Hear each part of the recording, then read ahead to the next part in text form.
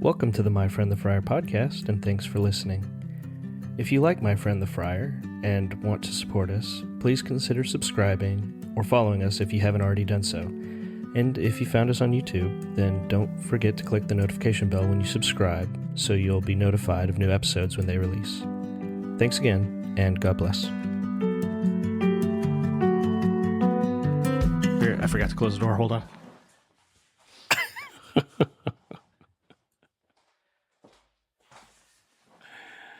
It's going to be one of those days.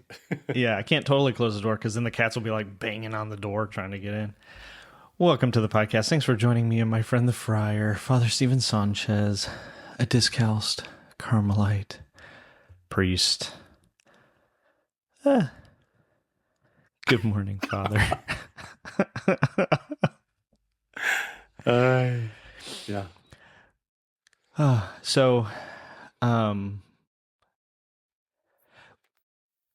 We're just chatting. We're just catching up. I haven't seen you in forever, man. I know. You've been busy. I've been busy. You've been traveling. I've been traveling. Yeah. And as you so astutely noticed right before I hit record, You stepped in cat vomit? There's cat vomit in the hall. And I'm like, what the heck? So, oh my gosh. I just don't even know. And I've been dealing with work stuff since about 5 a.m.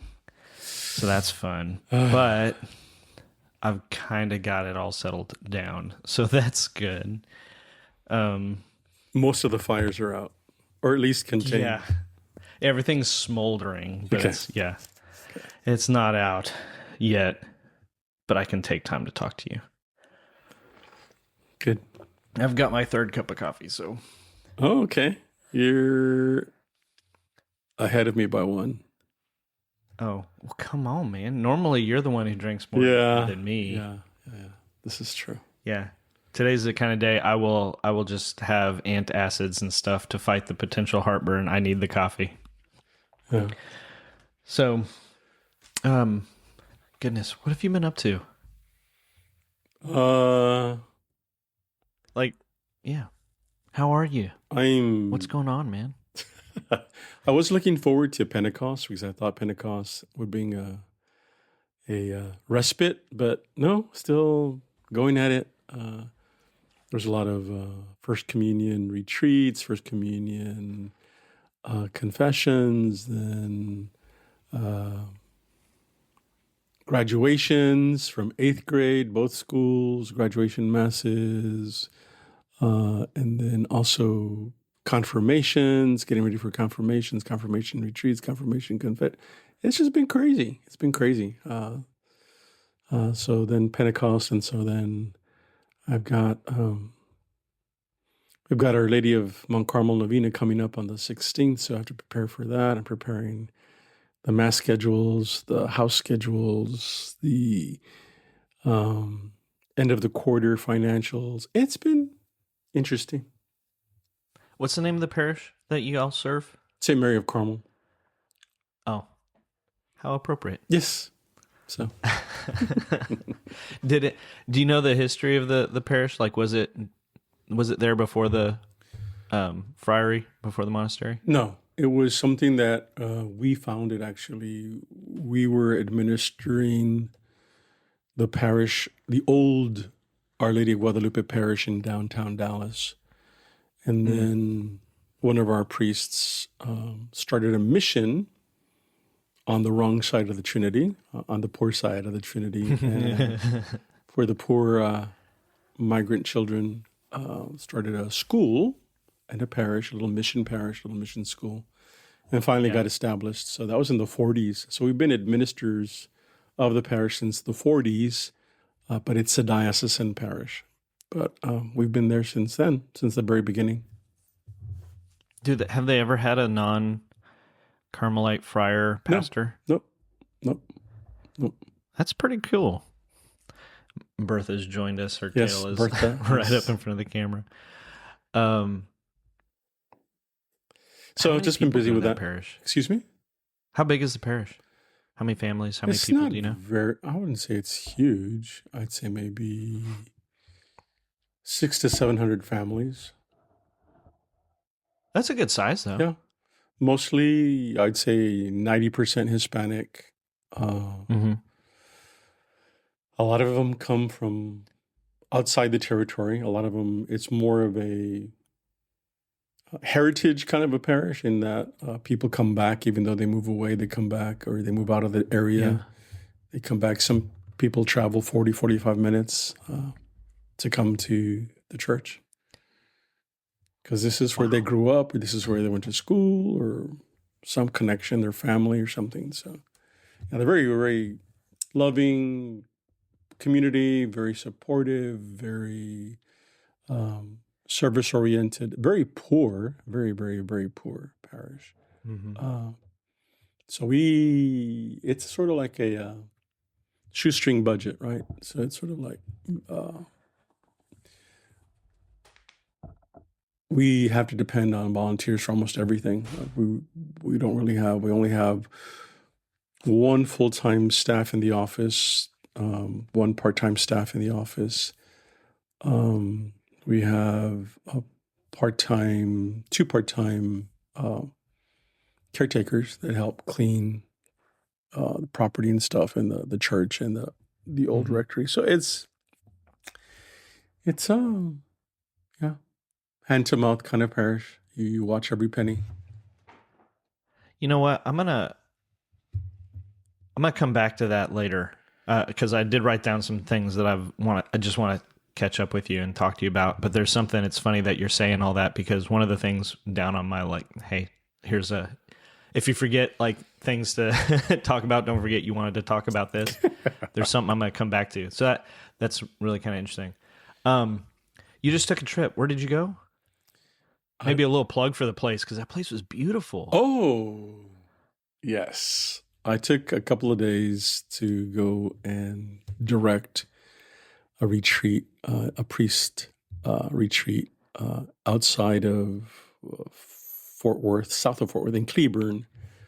It's a retreat center for priests, and so it is established by this family, this couple, and they subsidize it. So they've built this place. They've got hermitages, really nice little cabins, a central dining area. They have a chapel, a private chapel. So yeah, and it's I don't know how many acres. They've got lots of acres. They've got lots of acres on their side of they have their own property, and then they dedicated this acreage for this retreat center for priests. So yeah, that's where I was. And it looked like some of the cabins were kind of on top of a hill, almost like they were kind of on stilts or the balcony. So maybe they were just like, well, you can't really do a lot with this kind of property land, right? So let's figure out how we can do something with it. Yeah, it's very nice. I mean, you look out into a valley along the fence line, and so I sent you some pictures and some videos, and so yeah, it was very nice, relaxing. Betty was like, all the statues and paintings. She's like, who is that? Who's that? Who's that? Why is it purple? And I was like, I don't know. And she's like, well, ask Father Stephen. Well, he's busy. He's not there just like twiddling his thumbs. But I'll see if he knows any of them. But is there any saint that it was kind of like maybe dedicated to? Dedicated to. Thanks. I couldn't think of the word. Yeah, it's still early. Yeah. No, it's the chapel is the chapel to the Holy Family, but the whole it's called Deer Run, so it's beautiful out there, and we're just like 5 minutes away from Cleburne State Park, so very nice. Yeah, really nice. Well, any priests who maybe listen to us, you need to go. Make a visit. Yeah.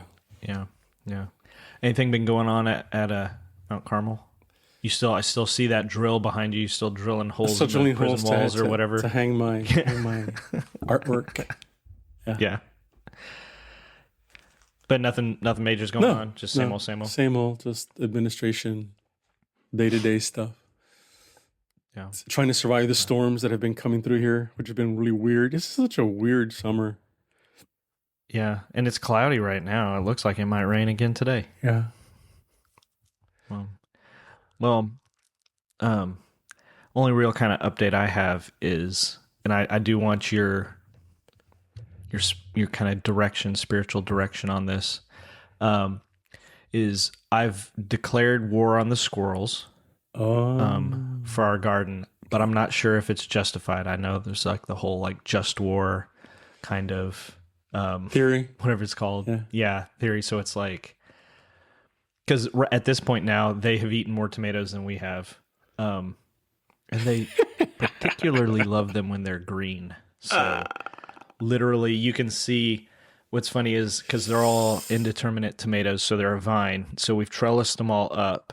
And so at the bottom, it's like like when you're in like a woodland area and there's lots of deer, you can see like a line from the foliage where they just can't reach any higher than that. So there's no tomatoes below that line. And then at the top, along the trellis, a lot of the vines have been broken over because the squirrel's trying to get stuff up there. And so like there's this little gap in the middle where there's still some tomatoes left. But, the just war doctrine, it says, like a war can be justified if the damage inflicted by the aggressor on the nation or community of nations, it must be a lasting damage, grave and certain. So, well, yeah, I think the squirrels being an imminent threat to future gazpacho would make this war just. You could, because we know it's certain they're not going to stop. They're not going to stop. They're not going to stop. See, it says all other means of putting an end to it must have been shown to be impractical or ineffective. I got this little like snippet from the USCCB. We've tried reasoning with the squirrels. We've tried feeding them peanuts instead. See if we can like give them something else that's more enticing. So they're not. Yeah, it's not that because they're starving. It's because they're being recalcitrant. They're being disobedient. They're being unwilling to negotiate. So yeah. They're being tyrants. So that was one of the reasons for the just war is the elimination of a tyrant. Because the elimination of a tyrant was something that was considered overriding all things, that you needed to save the society from the tyrant. Yeah, here's one. The use of arms must not produce evils and disorders graver than the evil to be eliminated. Okay. The power of modern means of destruction weighs very heavily. So that means you could only use pellet guns. A pellet rifle is all you could use. You can't. You couldn't use anything other. That's it. Right. Yeah, maybe. So we've started trying like deterrent kind of sprays, things that like either make stuff taste bad or it smells like, I don't know, fox urine or something to make them want to go somewhere. Hasn't been very effective so far. Okay. But the last one, and this is where I wonder if this war is justified, is there must be serious prospects of success. And that's where I just don't know. I don't know. Yes, I think there will be, because I think as you begin to eliminate the imminent threat, then even though squirrels tend to be territorial, they're not that stupid. They are smart. They'll know that this is an area where they would be risking their lives, so they would not risk themselves anymore. Yeah, I think it would be successful. So you're saying there's a chance? Yes, there is. Okay. They still haven't touched our onions. Okay. And they still haven't touched our peppers. We've got lots of serranos and jalapenos. Okay. It's just those tomatoes, man. They're so enticing. I mean, as long as I have your blessing. Oh, of course. Yeah, in fact, I'll come help you if you need. We just go sit in the back and we'll get rocking chairs and pellet guns and drink beer. I have my own pellet rifle. I have my rifle. Yeah. And we'll just deal with them. We're like, hey, squirrel, come here. Oh, poor little things. Betty loves these squirrels too. But it's funny too, like hearing not trying to, slander my wife on the internet, but like hearing the obscenities being hurled from her mouth at the squirrels as they run off with tomatoes in their mouths and stuff. It's so funny. She's like, grumble, grumble, grumble, grumble. Because like they used to just come out and sit in her lap in the front, on our little bench and eat peanuts out of her hand and stuff. And now she's like, so, oh my gosh. Yeah. So other than that, I went to Corpus Christi last weekend to deal with mom stuff. It'd been it's just been over a year since mom passed away, and so, which interesting. So I think, and I could be wrong because I don't live there anymore, but I feel like Corpus Christi was part of the Galveston diocese. Yeah. But when I but I don't think it used to always be that way.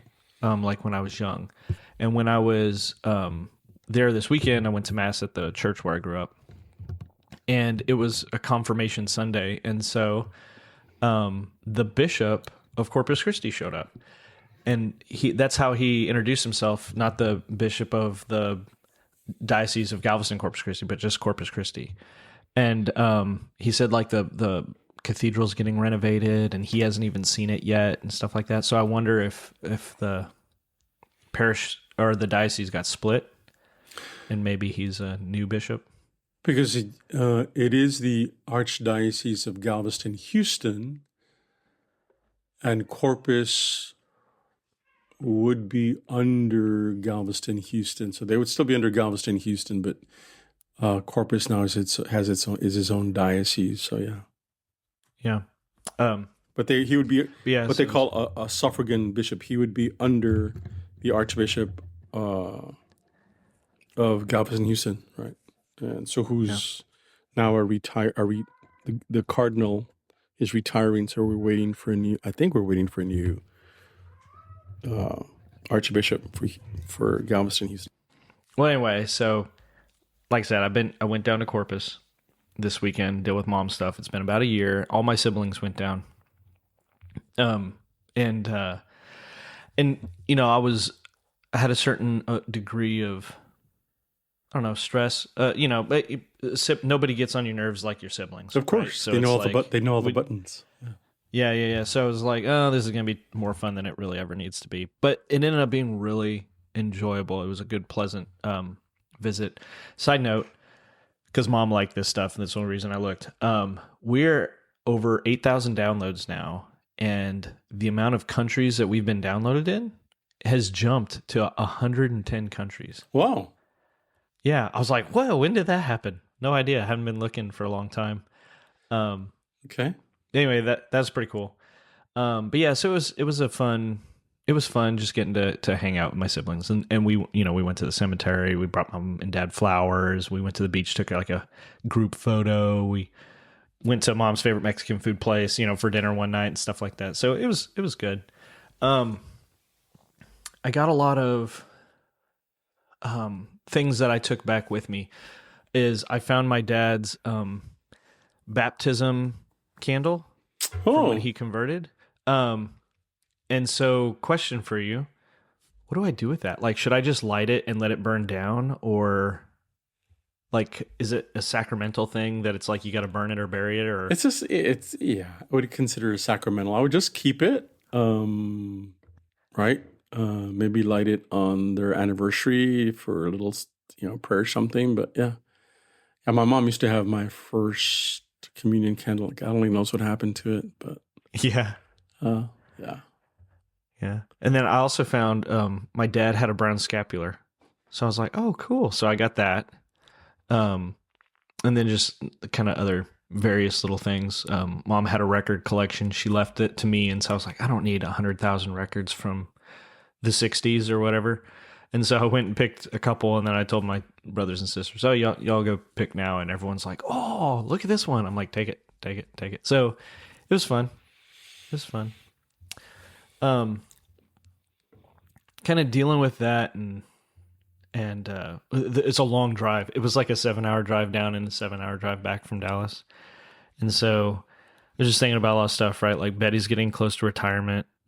Sophia's getting her first apartment this fall. So it's like all those kinds of things are transitioning, I guess, it's making me nostalgic, and you know what I mean? And so it's like, it's weird because sometimes it feels like it's so long ago, and sometimes it feels like it couldn't have possibly been that long ago. It was just like yesterday. You know what I mean? When you start thinking about stuff. And like pictures. Oh my gosh, there's so many pictures. Mom had photo albums and photo albums. What's that? What's a picture? Yeah. And so it was interesting though, because like looking at the pictures, especially like little kid pictures and stuff, it kind of made me stop and think about like who I was then, who am I now? Like, have I really changed that much? Like, am I a fuller version of myself as I've grown up, or like have I maybe lost things along the way? You know, just going through life. True and like, true. Both are true, probably. Yeah. It kind of makes me think like, so I'm also listening to the audiobook version of The Lord of the Rings right now when I go for walks. And because I'm thinking or listening to the stories, it made me think of like the Ents, because the Ents kind of like are waking up from their kind of not engaging with the world, and they're like remembering how strong they are, and they go off and fight Sauron, and you know what I mean, and participate. So it's like, I don't know, it's kind of makes me wonder, like, am I waking up and remembering things about myself and whatnot? I don't know. I think that's good. I think part of our journey, right, and part of the fullness of the person is remembering where we've come from, integrating that into our lives, right? Obviously, whatever bad parts, whatever traumas we've survived, to also look at them and go like, okay, that wasn't such a great space, but from there has been something that has helped me in my own journey, my own growth. Hopefully, if I've been able to integrate and make peace with some of those things and reconcile myself to some of those things, I think it's very helpful to remember where we're coming from, or remember where our roots are, and helps us understand who we are now, and as we move forward, hopefully to make better decisions, and decisions that continue to lead us to a fuller, humane personality. So good. It's good to do those things. Yeah.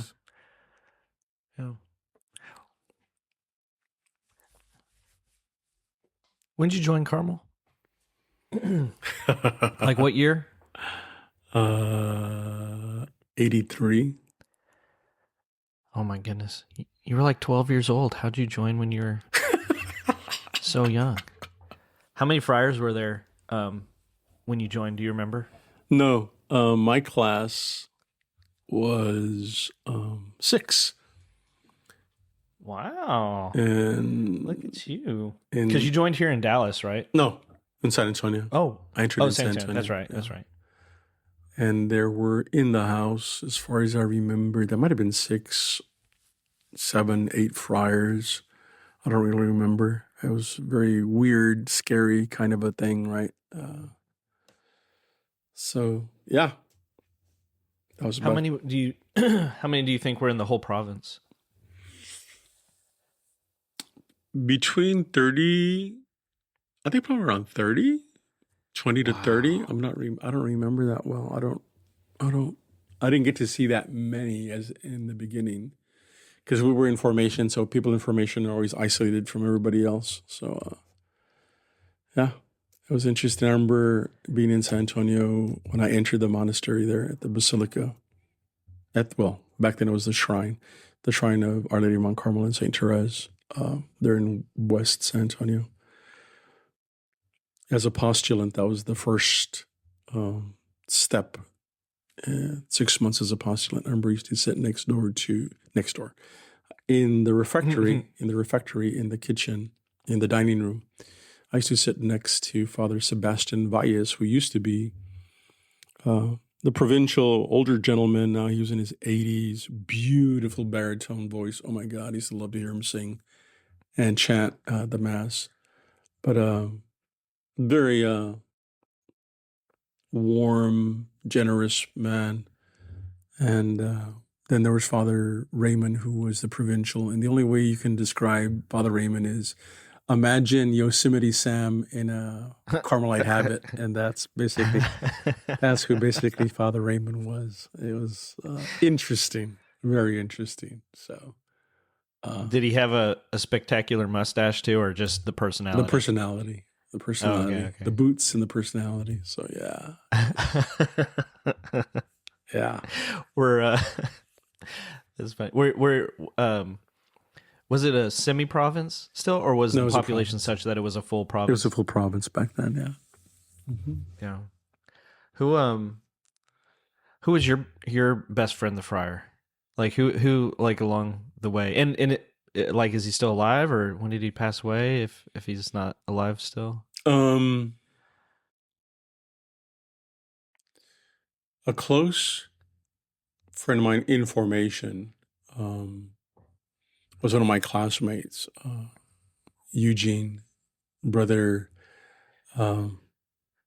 Eugene Mossberg, who's left the order after Salmbaugh's, now married and has 4 or 5 kids living in Oklahoma City. Oh, wow. But he and I were close. And as far as the older friars, I was closest to some of the older friars. One was Father Juan Emanuel from Spain, and also then later Father Gabriel Hintrick, older friar, German background. Those were the ones that I was more friendly with and familiar with. And then probably my closest relationship was one of the older friars, Father Raul Reyes, who was and is my spiritual director. He's he's about 85 now. And he was from Uvalde. But so he was, back when I was in formation, he was a provincial for a while, a couple times. So yeah, he was really, really hard on me, but he needed to be hard on me because that's just who I am. Yeah, some of us need Yeah. We just need to get a little whack. Yep. Upside the back of the head every now and then. Yeah, and he was the one that would do that. So. Yeah. All right, so we've been talking for a little bit. I don't want to forget circling back to what you were saying at the beginning. I'm curious now what you think. So this is like the kind of stuff when you're sitting in a car for 7 hours with nobody but yourself, you do a lot of. I do a lot of thinking. I guess I shouldn't say everyone does, but I do a lot of thinking. And so,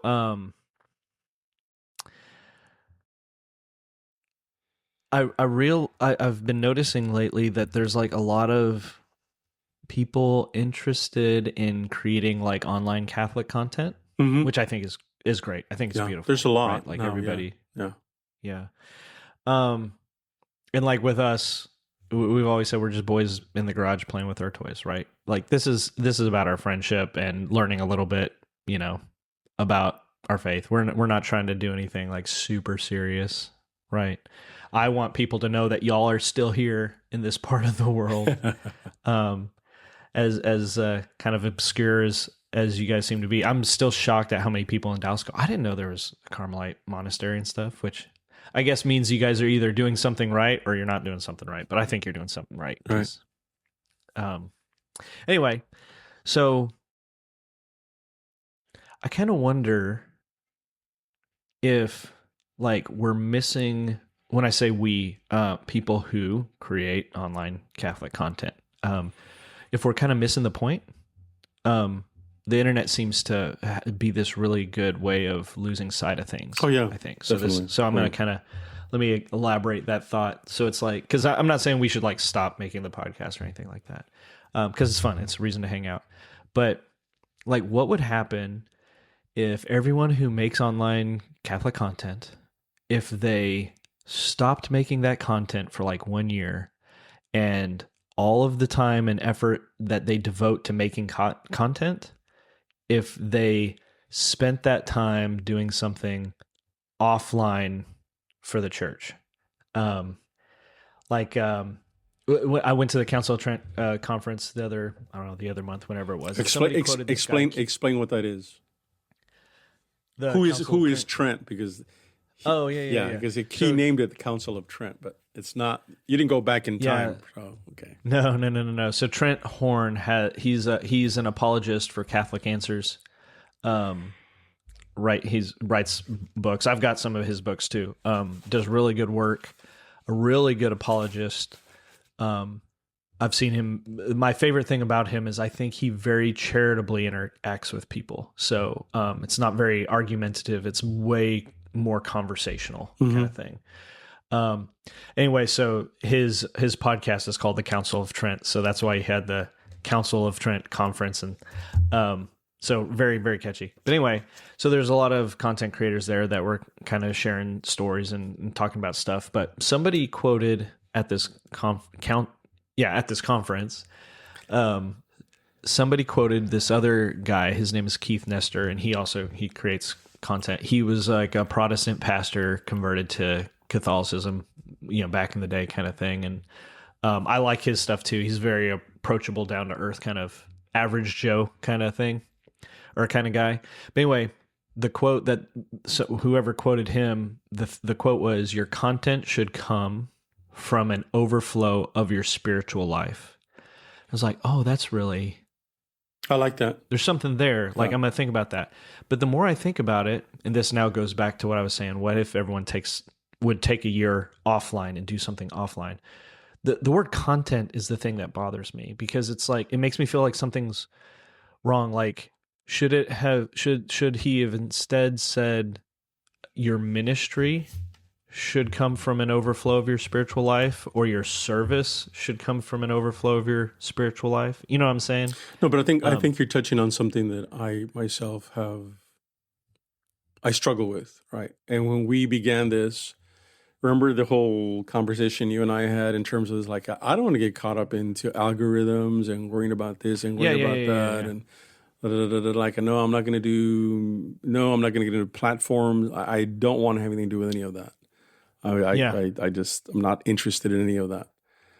But that idea of content is a matter of how, to me, the implication or the inference is, what can I sell? I'm selling a product. I'm selling a product. I'm selling a product. And what is it that I want to sell? When you and I began this and you talked me into this, it was more about basically talking about our faith, sharing our faith, something that you and I really enjoy and we love and we get into. And again, I've had to learn to really filter myself, because this is not the way I usually talk. And so, again, learning how to do this. And basically, so my problem is that a lot of people get caught up in trying to sell and have more hits and more people to sign on and stuff. And so then they wind up, I don't want to say selling their souls to the devil, but because that would be a judgment. But it's a matter of people get lost in chasing the numbers, right? And it shouldn't be that. It should be really like, okay, this is what we're talking about. We want other people to come to know who the Lord is and to really understand the fullness of the truth that resides within the church. And if they're interested in that, discuss the richness of the church, because there's so much richness in our heritage, in our patrimony. 2,000 years of theology and philosophy and lights, doctors of the church, great thinkers. I mean, this is all something that I think is very beautiful and wonderful about our community of faith. And so when people start talking about content, I find it distasteful for me. It just leaves a bad taste in my mouth, because to me, I was just going to say, it tastes bad, doesn't it? To me, it just speaks of, I'm trying to sell something. And so then how are we going to do this? I need to worry about how's he going to present? What's the narrative? What is the perspective? What do I need to do? And I'm like, okay, I understand that you want to make it approachable. But I think people can get lost in the logistics and again, chasing the algorithm. How can I? Yeah. How can I? And sometimes, and this is a judgment. There are some content creators, not necessarily Catholic content creators, but there are content creators that are chasing the monetization. They're chasing the dollar. Because this is how they make their living. And so, like, Yeah. Right. And that's the thing. There's nothing inherently wrong with wanting, with desiring to make a living, sharing Jesus with people. Right. Like, there's nothing inherently wrong with that. No. There's nothing inherently wrong with the internet. But again, I think the internet's a good way for us to lose sight of what really matters. And like, what if everybody just got offline and went down to the parish and spent their 20, 30 hours a week just asking, Father, what do y'all need done around here? You know what I mean? Right. Or like go in and ministering or sharing in real life versus online. Right. And I think You know what I mean? there's been a lot of within our community, and by our community I mean the Catholic community. There have been some people who get caught up in their own. In fact, I just had this conversation yesterday with somebody. People get caught up in their own hype, and they wind up getting distracted by their own popularity, and then they wind up straying and leaving the church or doing something stupid. What was the name of that priest? He had he turned into the black sheep, something or other. He was famous for being a convert and leaving his lifestyle behind from Las Vegas, and he used to be very proud about his sinful past and blah blah blah. And so he had all this huge following. And then eventually he wound up straying, falling, embezzling money, and again chasing things. I thought it was very significant when somebody showed me a video clip of him that all of a sudden he'd gone from gray to jet black hair and jet black beard, and must think like, okay, this is not boding well. So, and there's been others that like, okay, you get lost in your own popularity, and it's not about the Lord anymore. It's mostly about, okay, how can I keep attracting attention, right? It's like, that's the danger in that. Yeah. And I know, like, Is it Karapi? Was it Karapi? Karapi? That's what just came to my head. Maybe. Remember him? I'll let you go look. I don't remember him. Yeah, like, just thinking about that, I know, too, like, for us, we, because, again, we don't know what we're doing, and we're not trying to get rich doing this, so it's like, for a good long time, like, we had content, I guess, every week, right? And then it's every other week. And like, there's a reason, I think, life happened. Like, we've gone through a whole bunch of things lately, but I would rather us just capture our genuine love for each other and our faith. And that is when it is appropriate to like share it. Yeah. Than to go chasing an algorithm, making sure that you've got something every single week or whatever. You know what I'm saying? Yeah. Yeah, it was Father John Karapi. So, yeah. And there have been others, and there are others who are chasing. They're chasing a particular niche. They're chasing a particular spirituality or stance, chasing the money that can be found in those things, and like, that's not what it's about, but okay, whatever. Yeah. And I think, well, there's like, using Trent Horn as an example, I'm sure him and several other online, like, apologists, content creators, whatever, have helped bring a lot of people to the faith, or deepen their faith, like, and God bless them all, right? But that should never, I think it should give someone pause if that is more attractive than being Brother Lawrence in the kitchen. Right. Oh, definitely. I think that we need to always step back and go, you know what? Why don't I go get on my hands and knees and scrub a floor or something? Like, God can work through that. Right. But it's the Brother Lawrence in the kitchen. It's it's the abuelitas in the church, praying the rosary. Those are the ones that are maintaining the church. Mm-hmm. Those are the ones that is the heart of the church. That is the center, the heart, the prayerful heart. Right, and I think it's very, very important that is something that needs to be emphasized. That it's not about popularity. It's not about, I don't know what it is about wanting to make a mark, right? I want to do something great for God. Well, yeah, just change your heart, and that's all it takes. And you'll do something great for God. But I think it's more about, it's not so much about doing something for God as much as it is, I want to be noticed. And that's what I find kind of off-putting, right? And for me, I mean, I find it very irritating. There's people, Catholics, that are using the faith to promote themselves, or one of the things that turns me off is to see one who is a priest and is not aware of the weight of their office and their word, and saying hateful things, or saying things that are disparaging, or saying things that are divisive, or right. And I think that's irresponsible. I just find it irresponsible, and it just turns me off, and I can't deal with it. I just shut it down. Like, nope, I can't watch this because Yeah. Well, and the same I would, from my perspective too, which I 100% agree with you. I would say the same thing for the laity. Oh yeah, the laity. There is no church without the laity either. So it's like we have an office, so to speak, right? Like we have an obligation to not be divisive in the body of Christ and all that kind of stuff. And I don't know. And like just thinking about what you're sharing at the beginning, I think how beautiful is that the parish that y'all serve has lasted for so long, and it's probably been hand to mouth the whole time. Yep.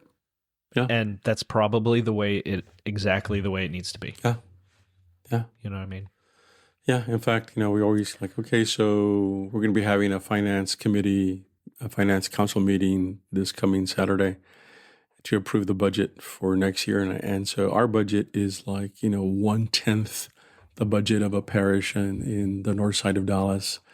And so, and for us, it's really like, okay, can we afford this? Like, well, we're going to have to afford this because we need this. So yeah. I don't know. Like, I don't even know what I would do. I can tell you this much. My initial response would be to be turned off somehow.